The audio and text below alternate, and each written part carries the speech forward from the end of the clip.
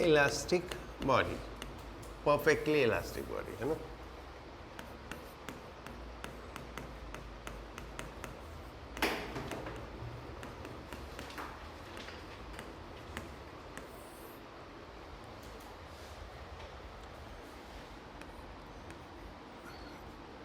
Is a body that regain its shape and size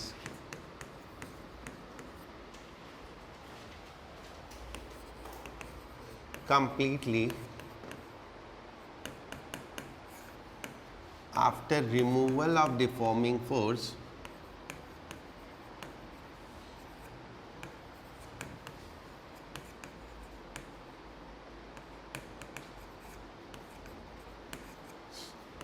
however large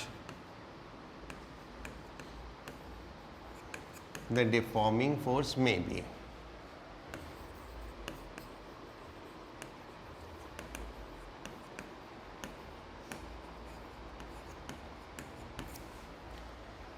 ठीक है. Diamond and quartz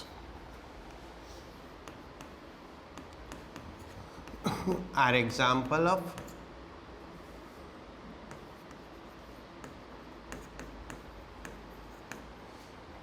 nearly perfectly elastic bodies. ठीक है. Perfectly elastic तो कुछ होता नहीं है, but they are nearly perfectly elastic. ठीक है. नेक्स्ट इज प्लास्टिक या inelastic.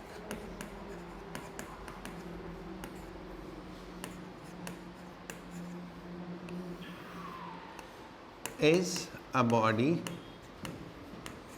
that does not regain its original configuration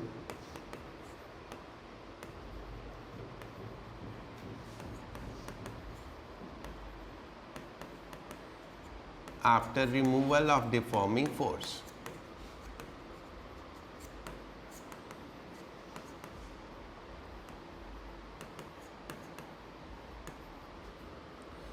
However small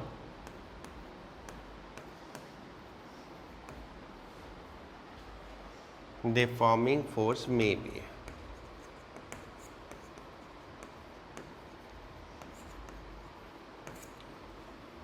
Clay and putty are example.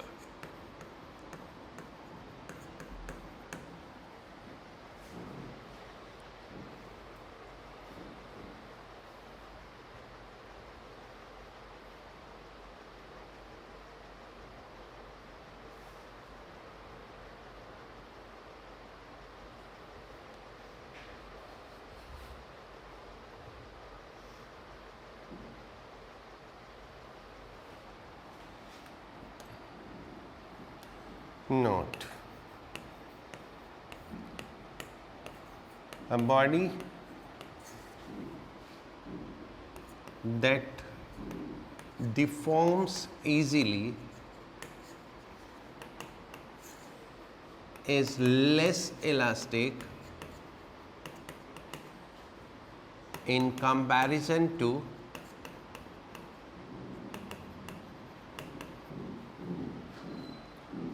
the one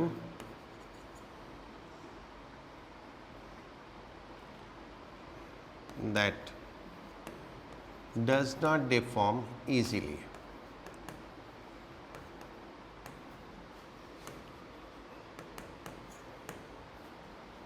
Steel is more elastic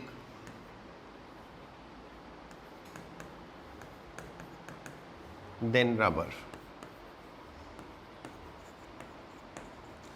जिसको deform करना मुश्किल होता है वो ज़्यादा आसान इलास्टिक होती है. इसीलिए तो डायमंड और क्वार्ट्ज एकदम टफ होते हैं. डायमंड को डिफॉर्म नहीं कर सकते, तो इसलिए वो ज़्यादा इलास्टिक होता है। जितना डिफॉर्म करना मुश्किल होता है, हम उल्टा सोचते हैं, हम बोलते हैं इलास्टिक मटेरियल। किसको? जो रबर टाइप होता है, जो स्ट्रेचेबल होता है, हम उसको इलास्टिक मटेरियल बोलते हैं। But in language of physics ज़्यादा इलास्टिक कौन है? जिसको डिफॉर्म करना मुश्किल होता है। इलास्टिक, ये plastic is in elastic. Plastic हाँ इन इलास्टिक होता है।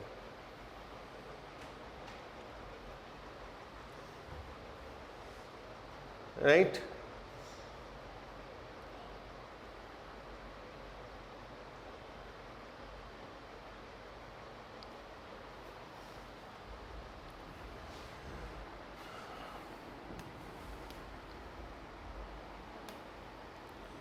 टाइप्स ऑफ डिफॉर्मेशन, वो स्टेट्स ऑफ मैटर वाला समझ में आ गया था ना? First, change in length.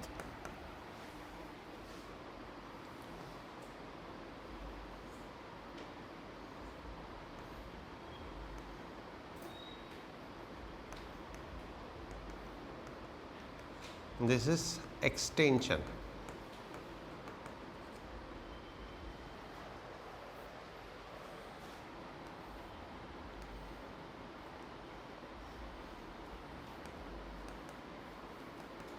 This is compression.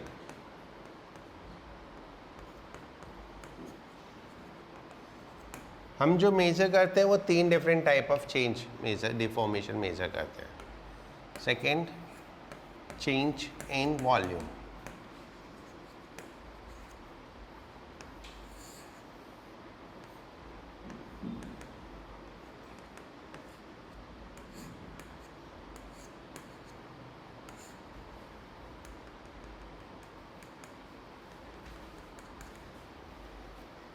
Right? Third, change in shape.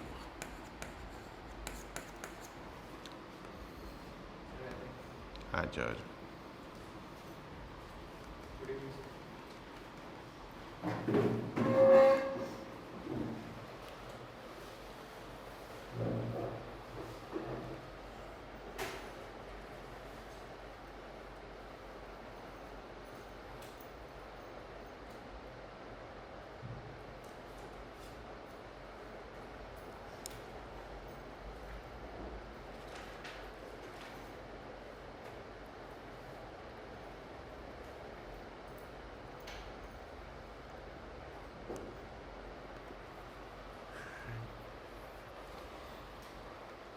यहाँ तक हमने लास्ट क्लास में पढ़ा था, है ना?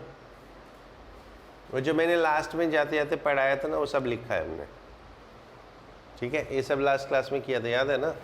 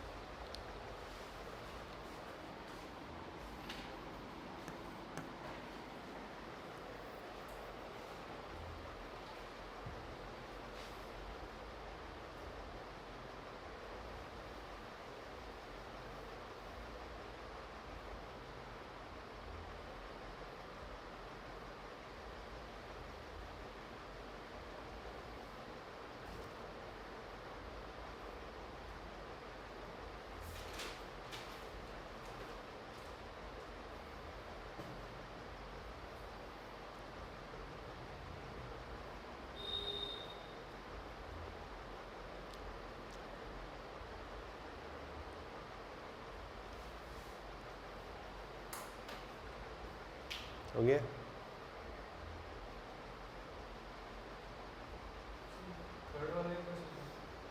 चेंज इन शेप, ऐसे हमने फोर्स लगाया तो ये ऊपर से शिफ्ट हो जाएगा नीचे, क्योंकि फिक्स है। ठीक है,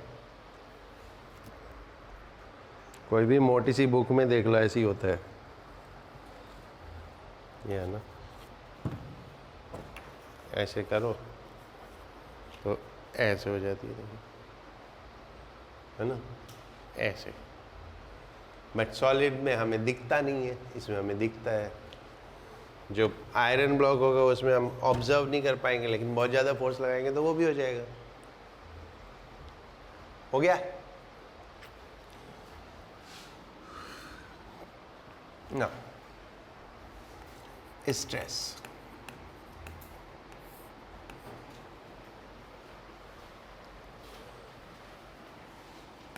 restoring force developed per unit area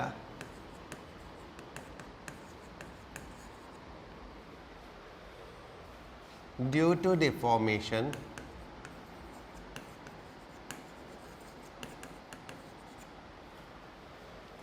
is called stress।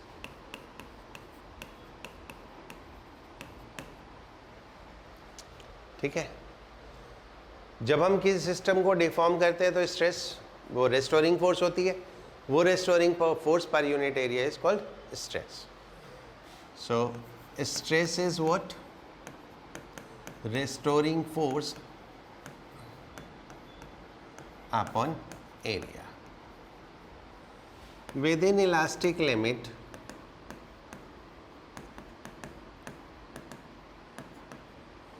restoring force equals deforming force। So stress is equal to deforming force upon area।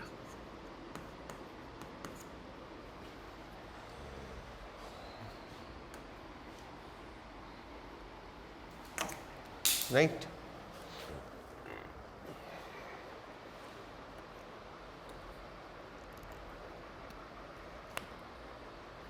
टूट गया।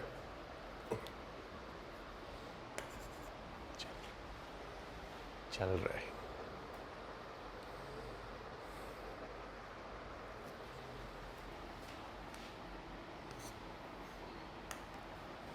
Right,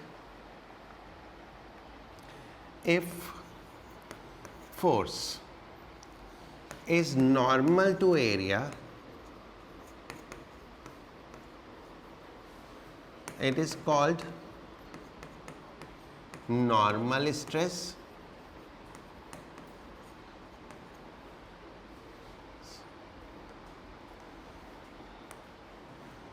and if force is tangent to area,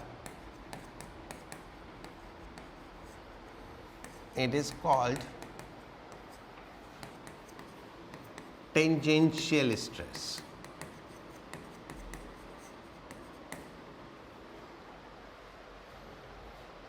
समझ गए?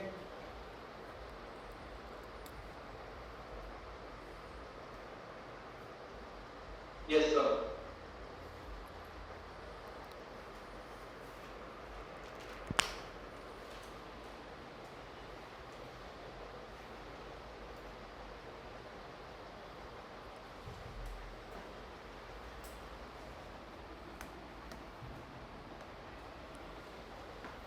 ठीक है, normal stress may be tensile,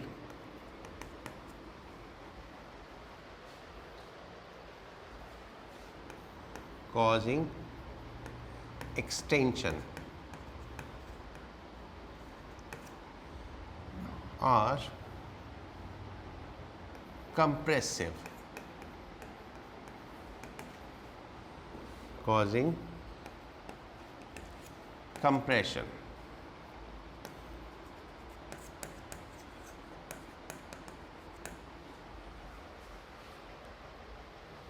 right, normal stress को हम further दो part में डिवाइड कर सकते हैं, tensile and compressive.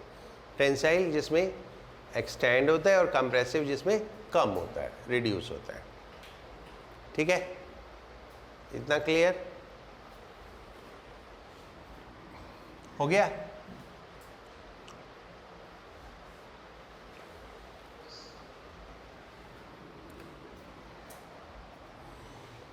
Strain,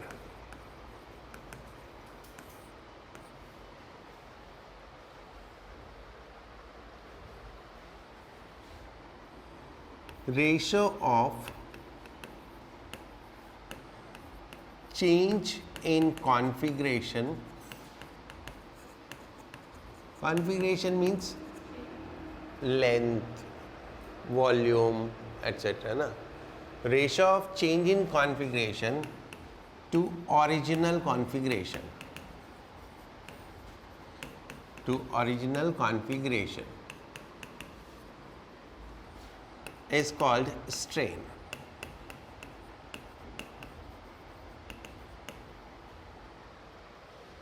Right? According to deformation, according to type of deformation.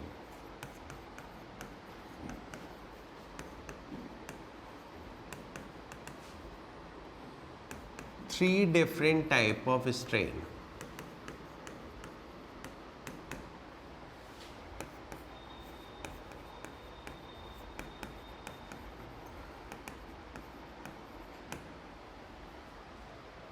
Right? First, longitudinal strain.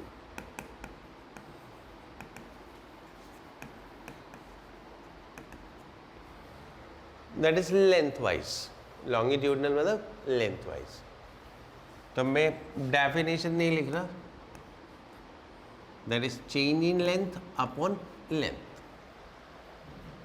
ठीक है? Definition आप लिख लोगे. Ratio of change in length to original length is called longitudinal strain.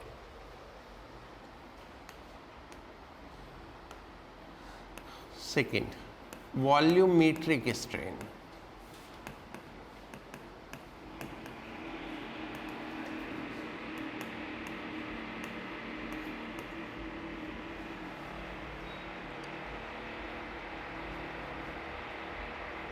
ठीक है? Third, shear strain.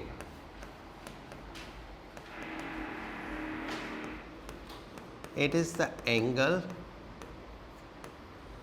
by which a body twists.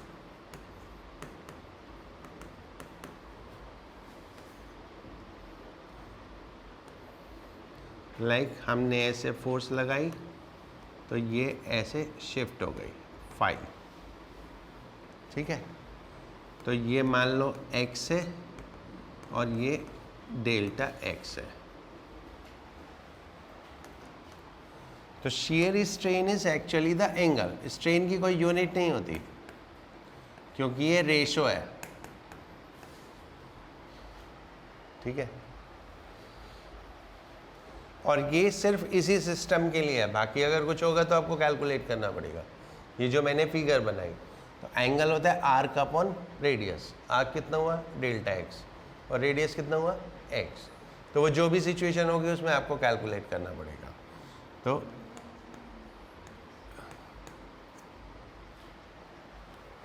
ये cube के case में है ना.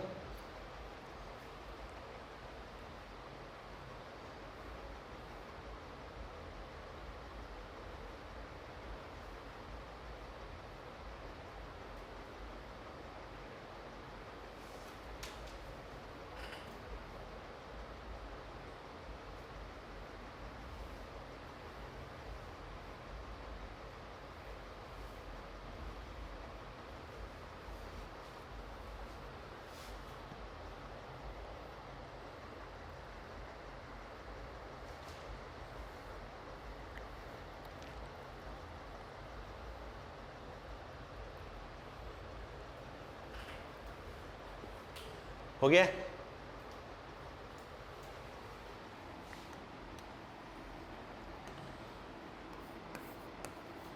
Poisson's ratio.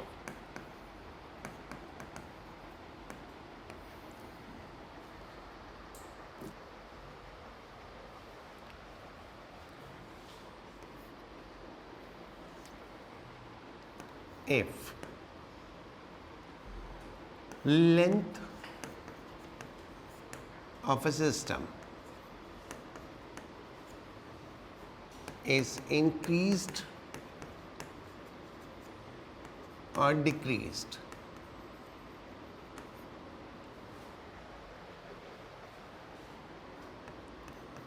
there is change in cross section area. अगर हम किसी वायर को एक्सटेंड करेंगे तो उसका एरिया क्या होगा, कम हो जाएगा ना, राइट? ठीक है।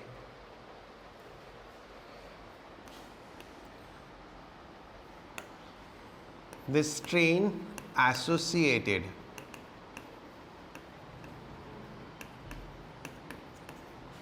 with area is called radial strain.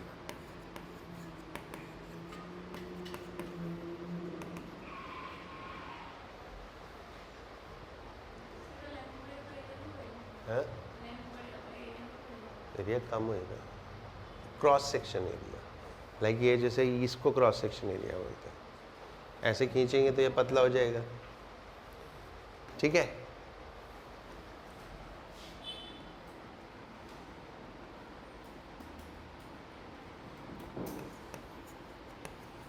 Radial strain is defined as change in radius as ratio of change in radius delta r to original radius.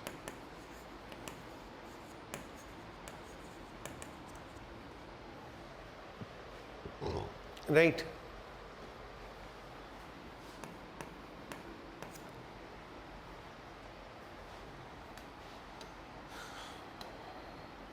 The ratio of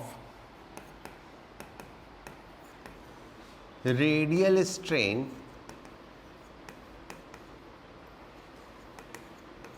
to longitudinal strain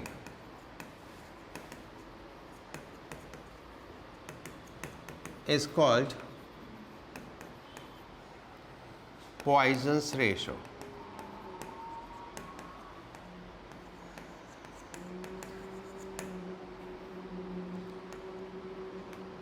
ठीक है, तो Poisson's ratio कितना,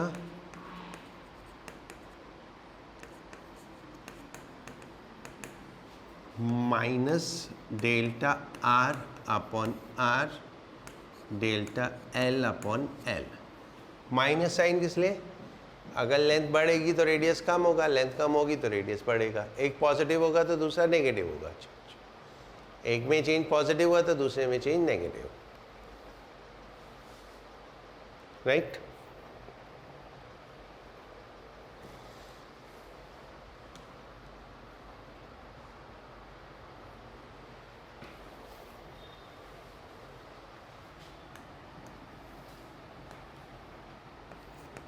For Poisson's ratio,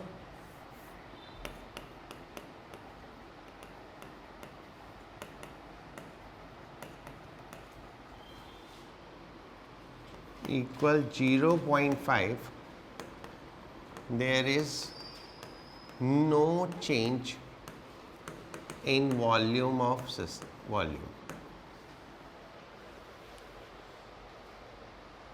ठीक है। जितना length wise change हुआ उतना area wise change हो जाएगा। वॉल्यूम होता है ना लेंथ इनटू एरिया, तो जितना लेंथ में इंक्रीज हुआ उतना एरिया में डिक्रीज हो जाएगा अगर पॉइजन्स रेशियो 0.5 है तो।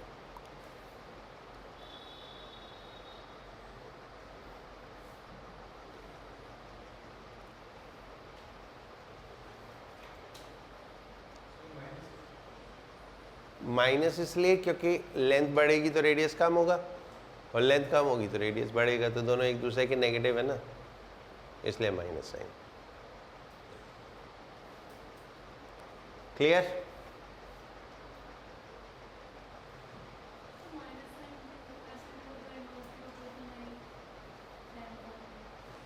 चेंज को बोलते हैं ना हम फाइनल माइनस इनिशियल। अगर लेंथ बढ़ी तो डेल्टा एल पॉजिटिव और डेल्टा आर नेगेटिव, तो इसलिए नेगेटिव साइन लगाते हैं। Okay,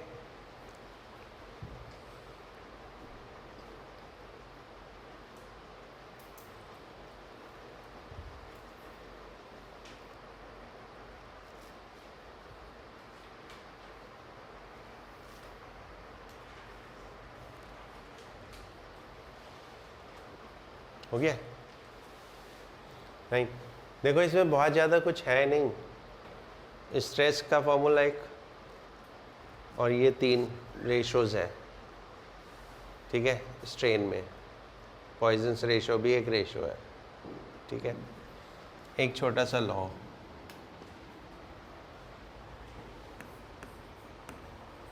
Hooke's law,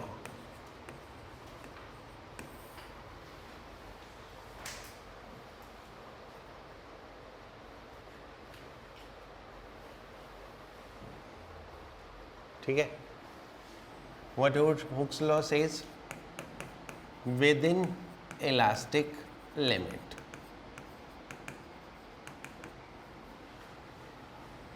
stress is directly proportional to strain.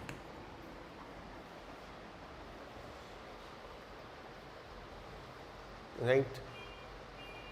Within elastic limit, stress is directly proportional to strain. और stress is equal to E into strain, where E is constant of proportionality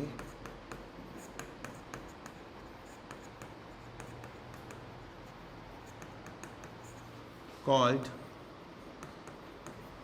modulus of elasticity.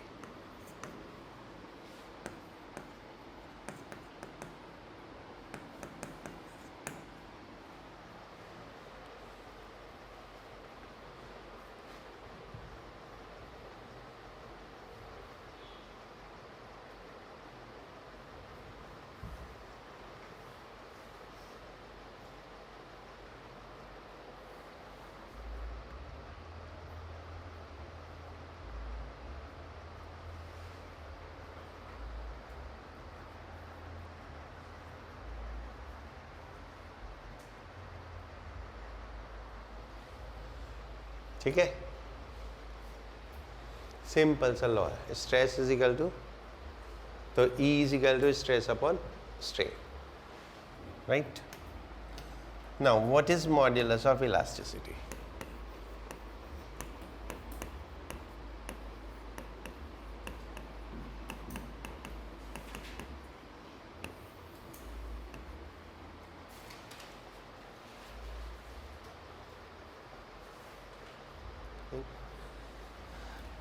It represent strength of material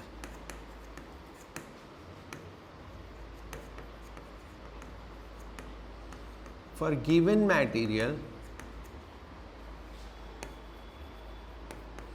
Material means पानी, ठीक है, mercury, iron, copper, ऐसे, ठीक है। For given material it is constant. अब देखो, जिनको deform करना आसान है उनकी स्ट्रेंथ कम है, तो उनका मॉड्यूलस ऑफ इलास्टिसिटी कम होगा। अब मान लो if we talk about gold and copper, तो तुम्हें भी पता है किसकी स्ट्रेंथ ज़्यादा है, कॉपर की। गोल्ड तो इजीली डिफॉर्म हो जाता है, ठीक है, तो कॉपर इज मोर इलास्टिक, ठीक है। तो ये इलास्टिसिटी का मेजर करता है, जितना ज़्यादा मॉड्यूलस ऑफ इलास्टिसिटी उतना ज़्यादा elastic, right. Is constant, it does not depend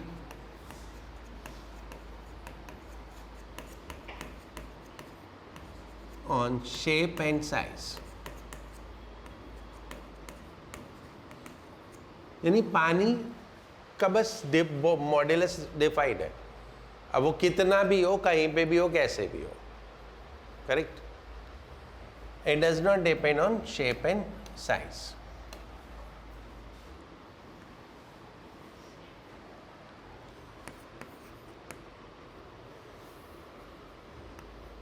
In accordance to type of deformation,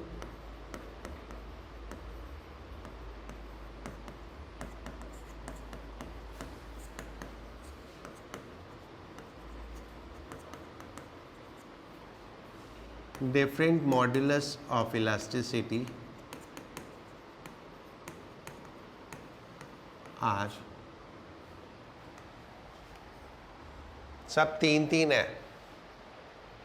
तीन टाइप की डिफॉर्मेशन, तीन टाइप की स्ट्रेन, किस पे बेस्ड है? डिफॉर्मेशन पे, और तीन टाइप के modulus, right. First, Young's modulus.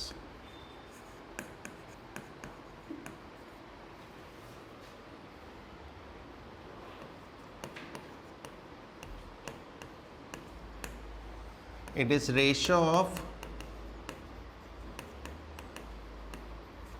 normal stress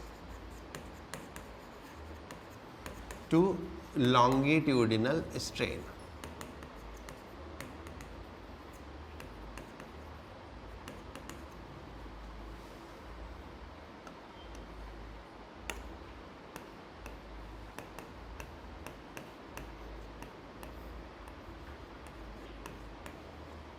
normal stress to longitudinal strain. And unit क्या होगी? जो स्ट्रेस की यूनिट है, फोर्स अपॉन एरिया. स्ट्रेन की तो यूनिट होती नहीं है.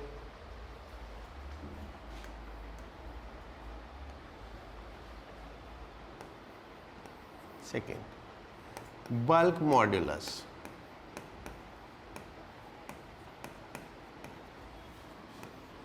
के से रिप्रेजेंट करते हैं या बी से रिप्रेजेंट करते हैं?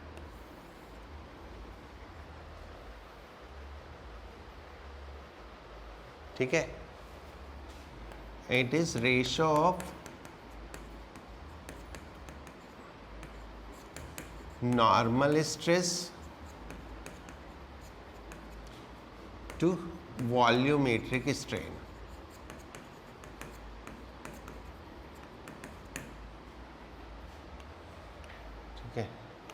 So B is equal to F by A upon delta V by V.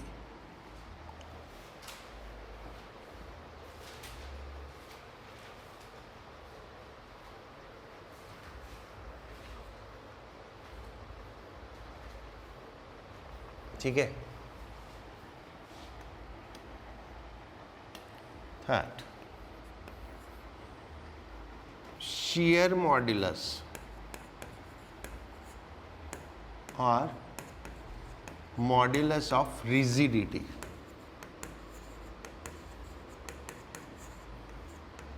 एटा से रिप्रेजेंट करते हैं इसको. It is ratio of tangential stress to shear strain.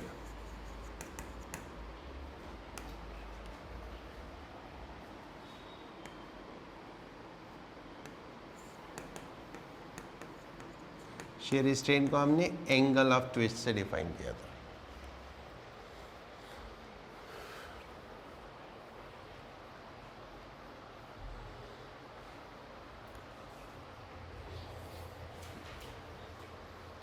Next class में जितना मैथमेटिकल पार्ट एक बार पढ़ा ना, क्वेश्चंस करेंगे. ये होने वाला है चैप्टर खत्म.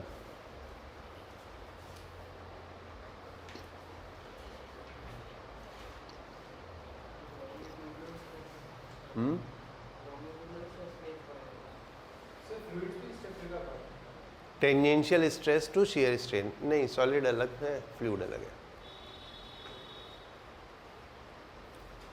हो गया. थोड़े से notes about modulus of elasticity. First, greater the modulus of elasticity,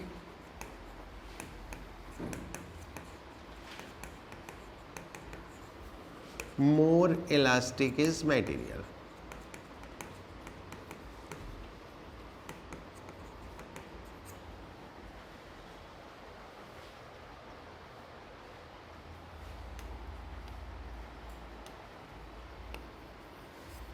Greater the modulus of elasticity, more elastic is material. क्योंकि जितना मॉड्यूलस ज़्यादा होगा उतना स्ट्रॉन्गर होगा. सबसे ज़्यादा किसका होगा? डायमंड का होगा. ठीक है, तो उसको डिफॉर्म करना उतना ही मुश्किल होगा, और जितना डिफॉर्म करना मुश्किल होता है उतना ज़्यादा इलास्टिक. ठीक है, इलास्टिक का मतलब होता है कि कितना चेंज बियर कर सकता है, कितनी फोर्सेस को वो बियर कर सकता है. लाइक एक ब्रिज लो, कंक्रीट वाला और एक रोप वाला. तो रोप वाला ब्रिज ऐसे हो जाता है, कंक्रीट वाला ऐसे रहता है. तो रोप वाला ऑब्वियसली सेम लोड पे ज़्यादा डिफॉर्म होता है, तो वो लेस इलास्टिक है. तो और ये सब हम किस लिए पढ़ते हैं? इन्हीं के लिए पढ़ते हैं. इसको हम बोलते हैं स्ट्रेंथ ऑफ मटेरियल. लाइक हम जो कंस्ट्रक्ट कर रहे हैं उसके लिए उसके अकॉर्डिंग स्ट्रेंथ चाहिए होती है. अब रेलवे ट्रैक है, एल्यूमिनियम का बनाओ तो क्या होगा? यू कैन अंडरस्टूड ना, समझ सकते हो. एल्यूमिनियम का बनाएंगे तो क्या होगा? पिचक जाएगा. ठीक है, क्योंकि एल्यूमिनियम में उतनी स्ट्रेंथ नहीं होती जितनी आयरन में होती है. ठीक है, लेड ऐसे हो जाता है हाथ से. ठीक है, तो मॉड्यूलस से हमें पता चलता है कि कौन सा मटेरियल कितना स्ट्रॉन्ग है, एंड अकॉर्डिंगली हमारा जो पर्पस है उसके लिए हम यूज़ करते हैं. ठीक है, उतना ज़्यादा वो फोर्स बियर कर सकता है. ठीक है, हाँ, मरकरी फ्लूइड में आता है एक्चुअली. हाँ, इलास्टिसिटी कम होती है उसकी इन कंपैरिजन टू सॉलिड्स, है ना. Right, greater the modulus of elasticity, more elastic is matter. Right. Second, fluids.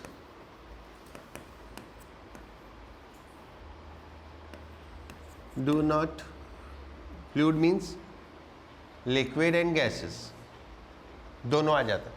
Fluid means that can flow. In what can flow? Liquid as well as gases. The fluids do not possess Young's modulus and modulus of rigidity. क्योंकि fluid में जो change होता है वो सिर्फ volume में होता है, शेप में तो चेंज होता नहीं है. शेप क्योंकि उनकी अपनी डिफाइंड ही नहीं है, और लेंथ वाइज चेंज नहीं होता. You cannot pull the liquid, right? तो लिक्विड में जो चेंज होगा वो सिर्फ वॉल्यूम में होगा. तो सिर्फ एक वॉल्यूम के लिए कौन सा मॉड्यूलस होता है? Bulk modulus. तो सिर्फ बल्क मॉड्यूलस होता है. Right. Third, inverse of bulk modulus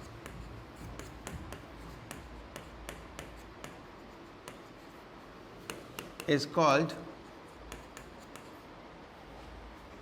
compressibility.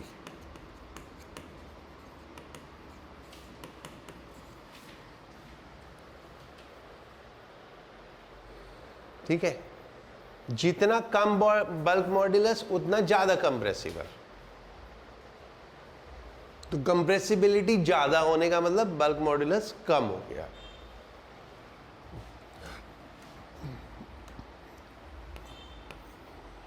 Bulk modulus of solid is greater than bulk modulus of liquid is greater than bulk modulus of gases. ठीक है, सॉलिड्स का bulk modulus ज़्यादा होता है, लिक्विड का उससे कम होता है, और गैसेस का सबसे कम होता है.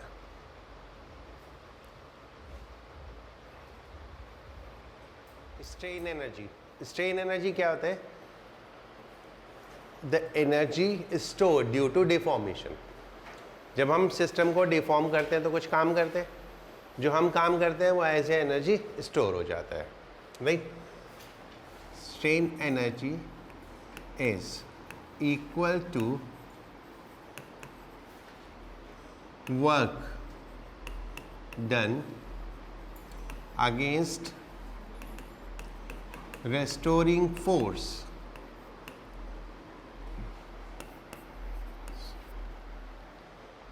ठीक है. Strain energy is equal to work done against restoring force to deform the system.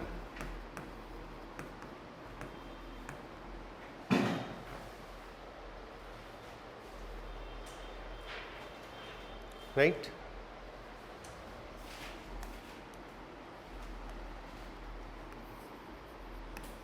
Consider a wire of cross section area A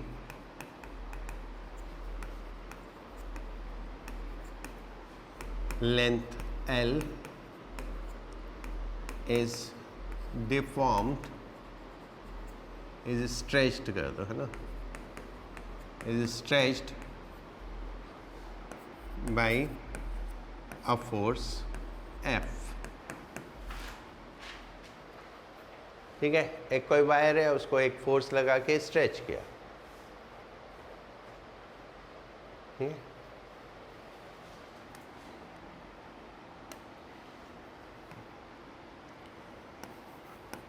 and a point when it is stretched by x,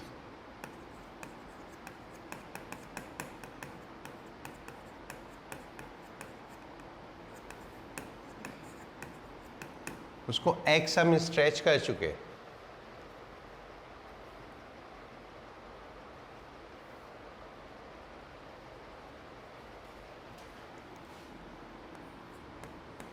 F is equal to y a x by L. कहाँ से आया ये? Young's modulus वाले फॉर्मूले से. Young's modulus का formula होता है ना, F by A delta L by L, और डेल्टा एल कितना है? x. ठीक है, जब उसको x स्ट्रेच किया तो उसके बाद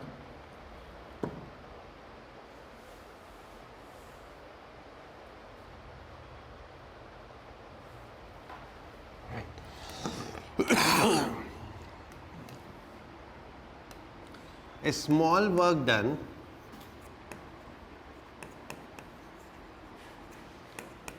for further stretching by dx, यानी x स्ट्रेच जब हो चुका उसके बाद फिर dx स्ट्रेच किया, उसके लिए कितना वर्क हुआ? dw is equal to f dx और dw is equal to y a x dx upon l.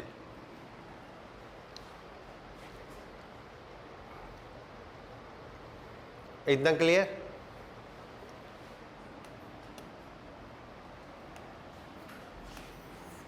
Total work to stretch 0 to delta L, 0 से लेके डेल्टा L तक कुछ भी वैल्यू हो स्ट्रेच किया, तो W is what? Integration 0 to delta L y a x dx by L.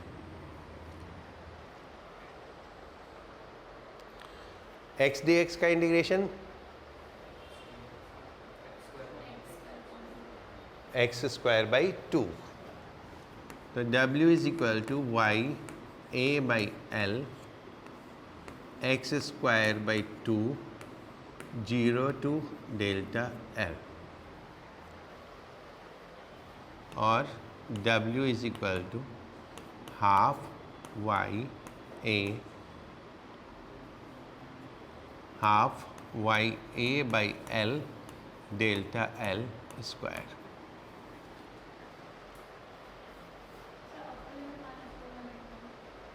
वही किया, वो तो लोअर लिमिट तो 0 है ना. ठीक है बच्चों,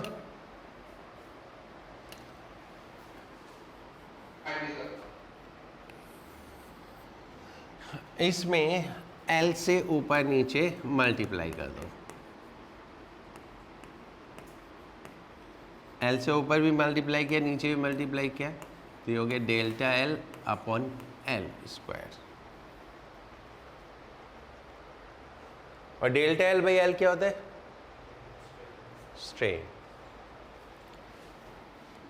delta L by L is strain, A into L is volume.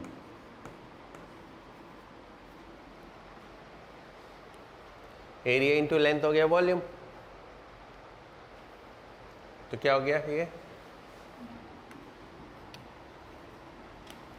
So W is equal to half Y into strain square into volume.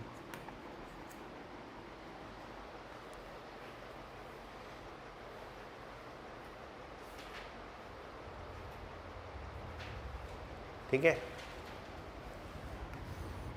Bye definition this work equals potential energy.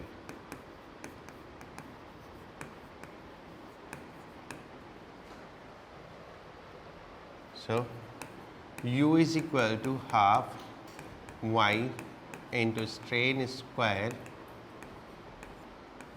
into volume।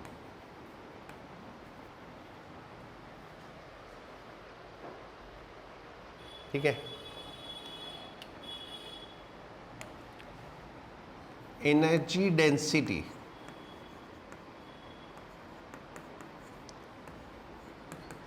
That is energy upon volume.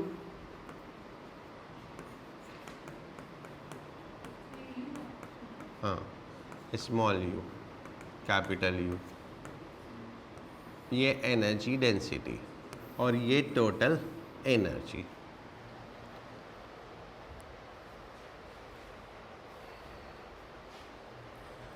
अब इनको different different formula में लिख सकते हैं। कैसे? Y is equal to होता है stress upon strain.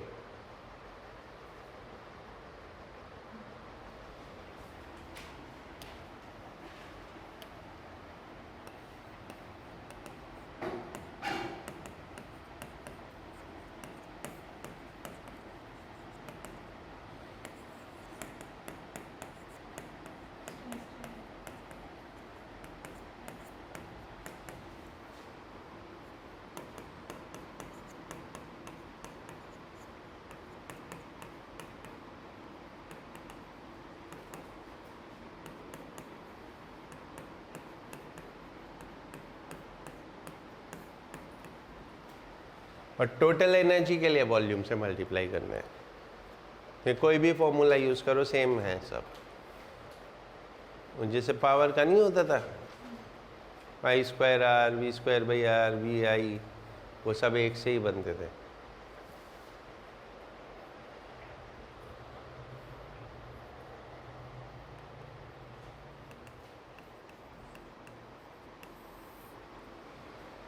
Stress strain curve.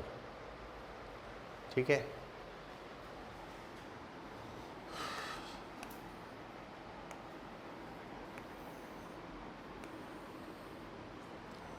Stress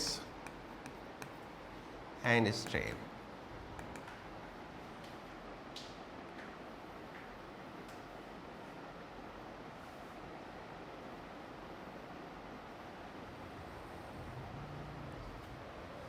It is like this। ये स्ट्रेस स्ट्रेन का है तो नहीं। अब बाकी पहले होता था।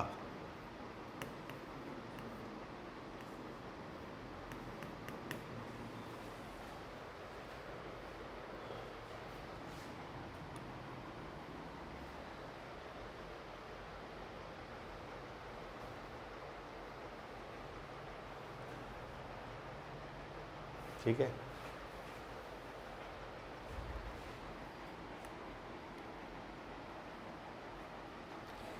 A, limit of proportionality.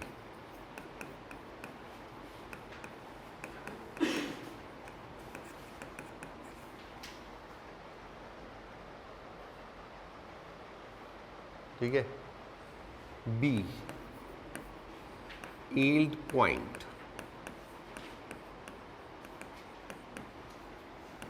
Elastic limit.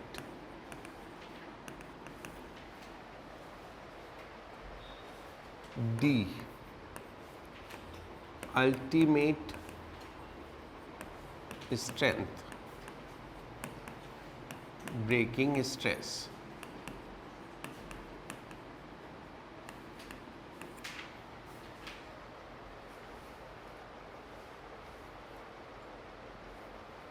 ठीक है.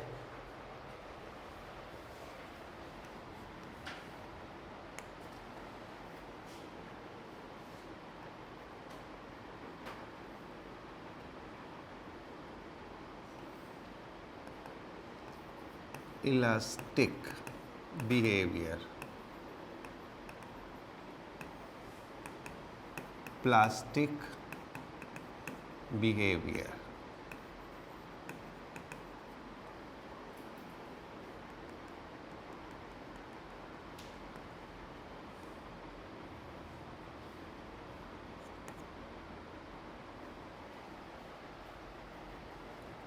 OC dash, permanent set, less than 1%.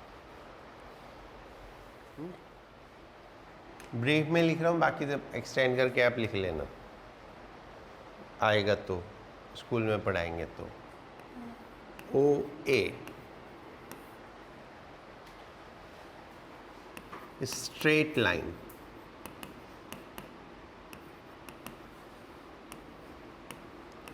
follow Hooke's law. यानी इस पोर्शन में हुक्स लॉ फॉलो होता है.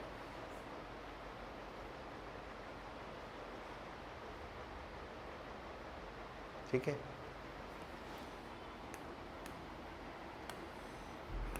AB, within elastic limit, within elastic limit, but not a straight line.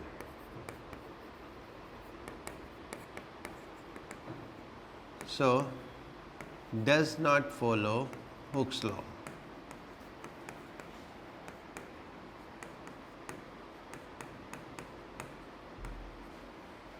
In this zone.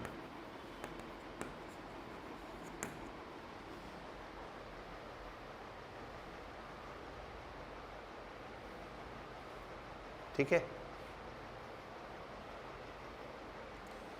है elastic limit में ही, but AB छोटा सा zone होता है जब वो हुक्स लॉ को फॉलो नहीं करता, बट डिफॉर्मेशन परमानेंट नहीं होती. Right. BC,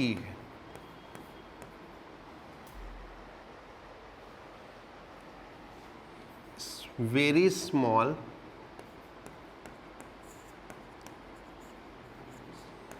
permanent deformation.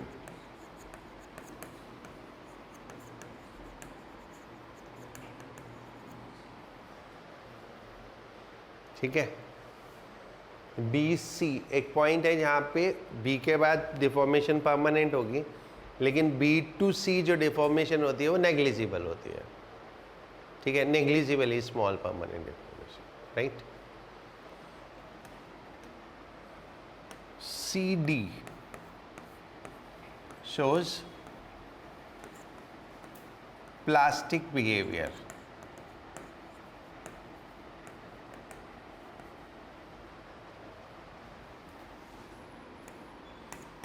D is ultimate point.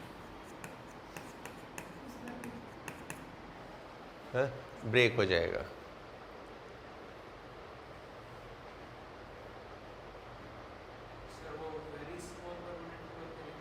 deformation, very small permanent deformation. Shows plastic behavior. D is ultimate point. Beyond D, even यानी एक बार D से पास करा दिया तो even smaller stress continue extension,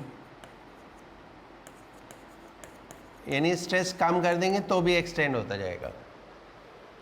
continue extension till fracture